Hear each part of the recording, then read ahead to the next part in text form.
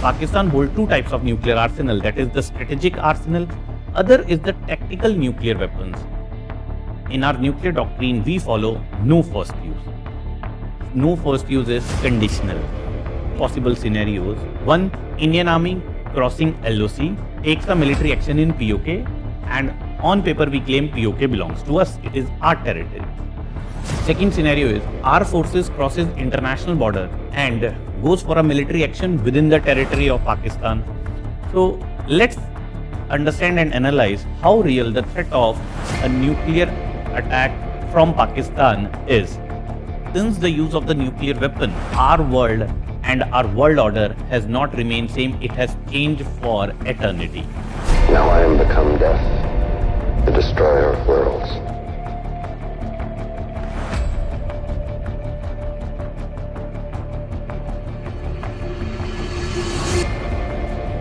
So what world has seen is a nuclear attack.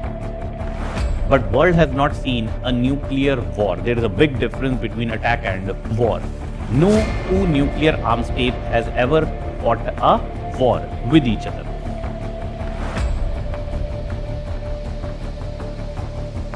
So since the Pahalgam attack, tensions has increased between the two arch rivals, and there's a lot of pressure on the Indian side that to do something substantially and kinetic and take some strict and stringent action against Pakistan. And as usual, the leaders, the military generals and the military leadership of Pakistan is threatening India with the threat of a nuclear attack.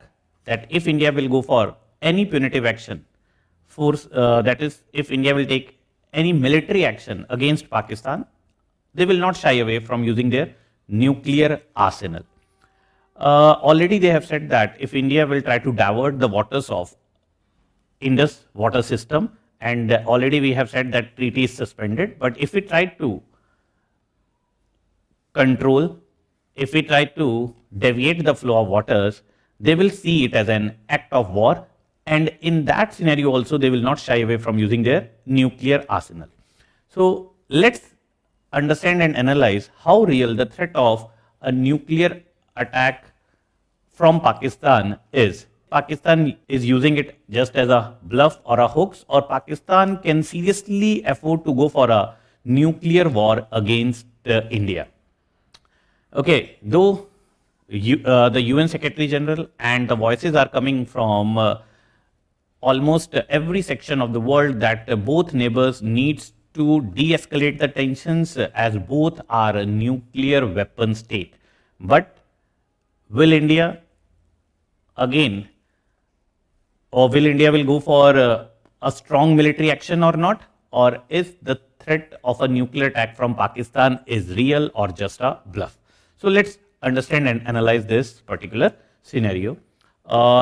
Before discussing this, let's discuss a bit about the history of the nuclear weapons. Now, world has already seen a nuclear attack. We all know that when US used it against Japan, against two Japanese cities, Hiroshima and Nagasaki. So what world has seen is a nuclear attack.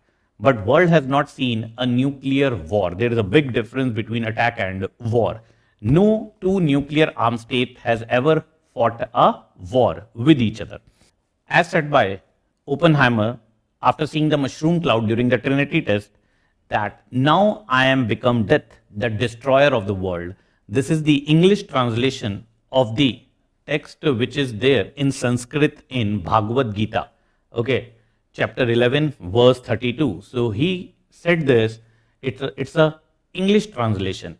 These words clearly reflect the gravity of the destructive use of nuclear weapons. Mahatma Gandhi, he also said that nuclear weapons are the most diabolical use of science, means the most devilish use of science, right? These statements reflect how destructive these weapons are, right? And since the use of the nuclear weapon, our world and our world order has not remained same, it has changed for eternity. As from the concept of balance of power which prevails in the subject of political science, the concept diluted and a new kind of concept developed since then, that is nuclear deterrence.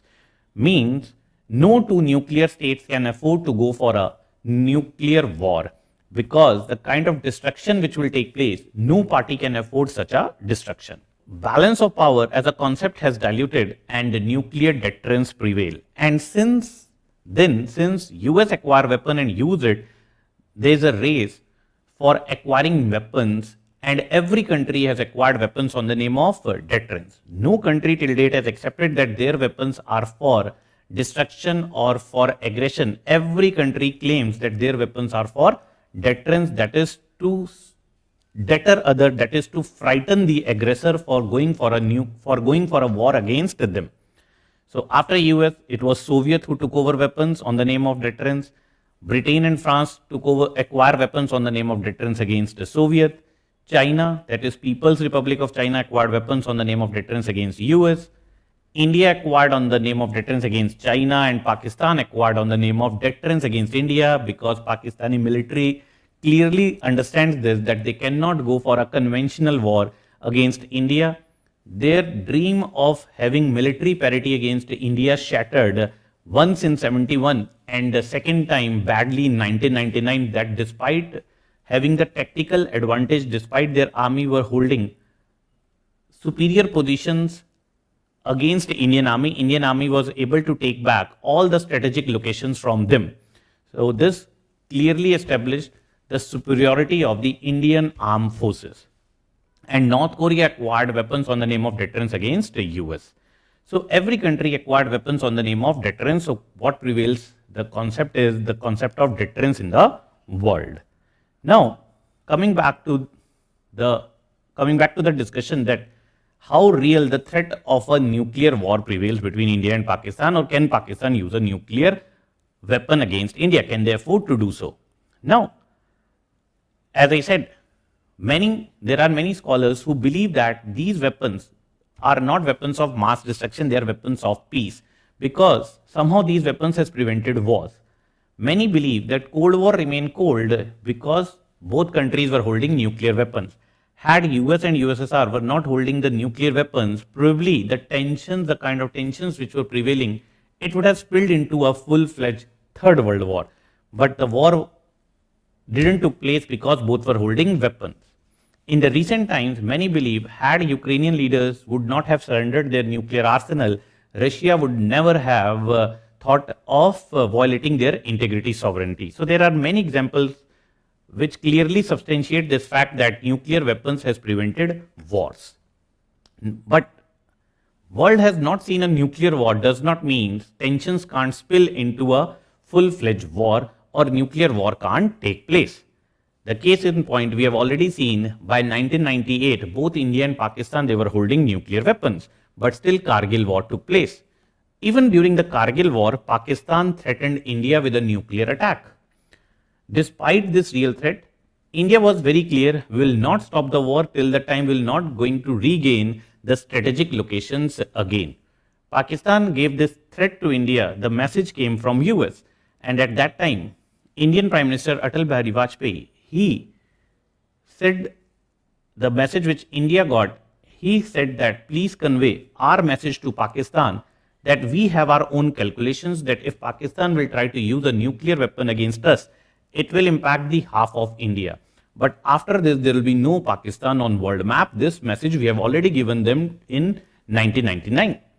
Now, as I said, in the 1999 war, Kargil war, again proved the conventional superiority of the Indian armed forces. What Pakistani military realized after that is that they cannot hold, they will never be able to develop the conventional superiority against us. So they started working on the tactical nuclear weapons. Now, Pakistan holds two types of nuclear arsenal. That is the strategic arsenal, which is being used against the big targets and the big cities. Other is the tactical nuclear weapons, the weapons which can be used against military installations and against the military strikes. So, tactical nuclear weapons are used to strike the military targets on the battlefield. Let's say India decides to go for a conventional war against Pakistan.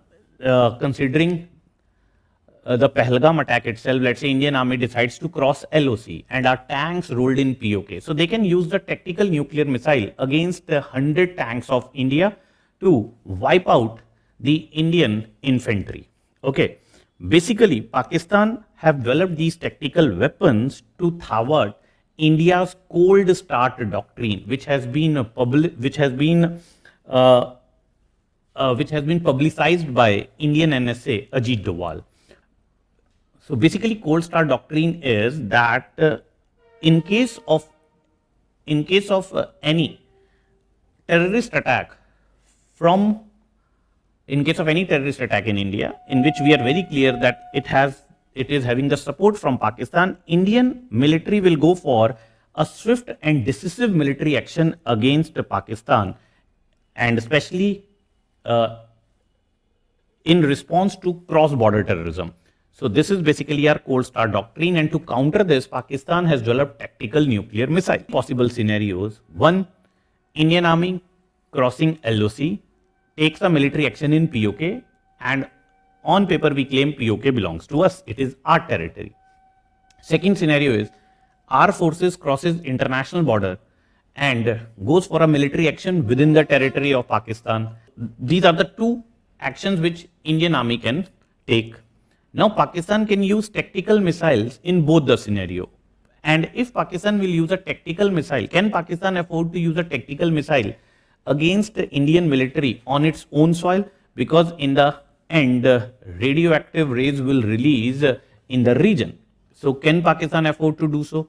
Now we have our own nuclear doctrine, in which we have clearly stated that even in case of a use of tactical nuclear missile against us, India will not shy away from using its own strategic arsenal. That is full-fledged nuclear war against Pakistan, in which we can go for the annihilation of the state of Pakistan. That is, our nuclear attack will be targeting the civilians of Pakistan.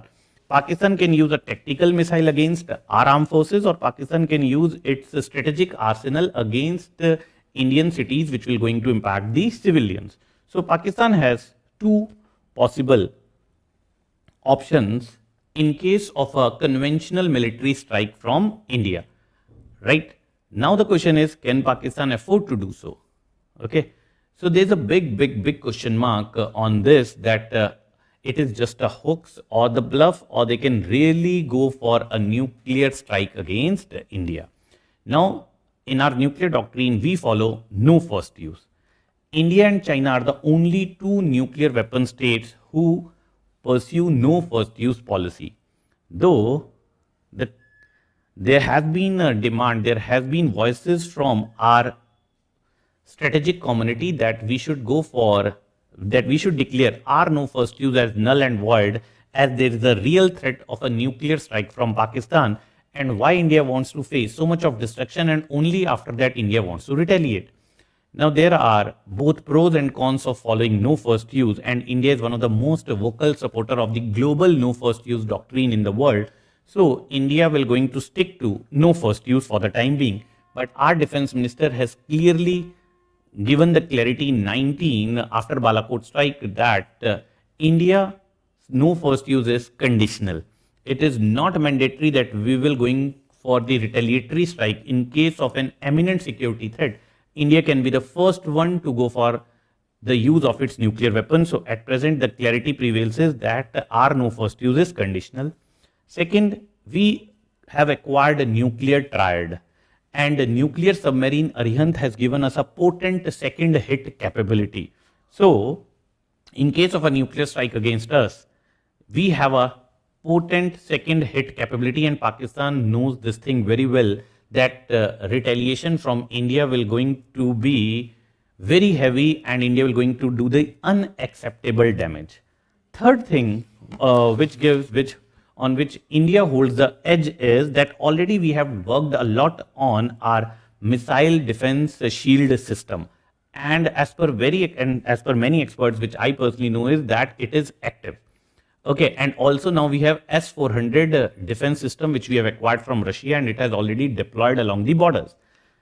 Now, how credible it will going to be, I'm not sure about that, but yes, we do hold our ballistic missile defense shield system and probably will be able to thwart the attack, and Pakistan does not have any such system, and retaliation from India will going to be massive, and they do understand that.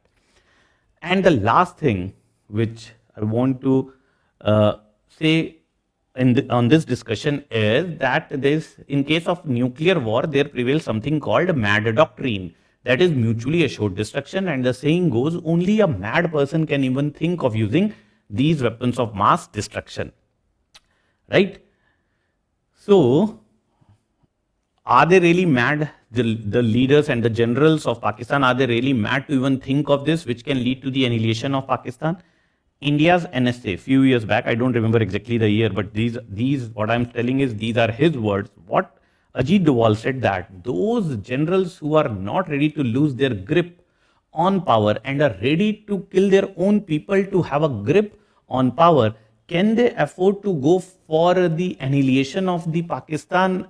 Do you think that they will ever think of in these lines, that for the sake of their ego, they will even afford to do something which can lead to the annihilation of Pakistan when they can't even lose their grip on power?